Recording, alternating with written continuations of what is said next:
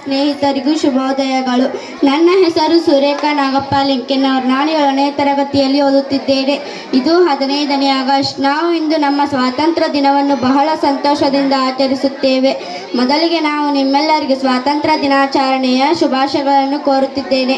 ಭಾರತವು 1947 ಆಗಸ್ಟ್ 15ರಂದು ಬ್ರಿಟಿಷರ ಆಳ್ವಿಕೆಯಿಂದ ಸ್ವಾತಂತ್ರ್ಯ ಪಡೆಯಿತು. ಈ ದಿನದಂದು ನಾವು ನಮ್ಮ ಮಹಾನ್ ಸ್ವಾತಂತ್ರ್ಯ ಹೋರಾಟಗಾರರನ್ನು ಸ್ಮರಿಸುತ್ತೇವೆ. ಮಹಾತ್ಮ ಗಾಂಧೀಜಿ, ಭಗತ್ ಸಿಂಗ್, ರಾಜೇಂದ್ರ ಪ್ರಸಾದ್, ವೀರ್ ಸಾವರ್ಕರ್, ನೆಹರು ಮುಂತಾದ ನಮ್ಮ ಮಹಾನ್ ಸ್ವಾತಂತ್ರ್ಯ ಹೋರಾಟಗಾರರು ನಮ್ಮ ದೇಶದ ಸ್ವಾತಂತ್ರ್ಯಕ್ಕಾಗಿ ತಮ್ಮ ಇಡೀ ಜೀವನವನ್ನು ಮುಡುಪಾಗಿಟ್ಟರು.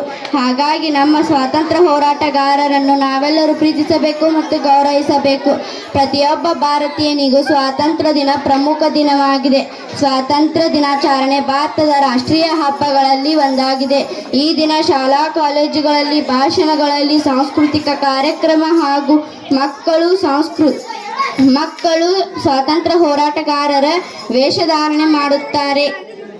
ನಾವು ಈ ದಿನದಂದು ನಮ್ಮ ಪ್ರಧಾನಮಂತ್ರಿಗಳು ದೆಹಲಿಯ ಕೆಂಪುಕೋಟೆಯಲ್ಲಿ ರಾಷ್ಟ್ರಧ್ವಜವನ್ನು ಹಾರಿಸುತ್ತಾರೆ. ಅವರು ಈ ದಿನ ದೇಶವನ್ನು ಉದ್ದೇಶಿಸಿ ಭಾಷಣ ಮಾಡುತ್ತಾರೆ. ಇದನ್ನು ನಾವು ದೂರದರ್ಶನದಲ್ಲಿ ನೇರ ಪ್ರಸಾರದಲ್ಲಿ ವೀಕ್ಷಿಸಬಹುದು.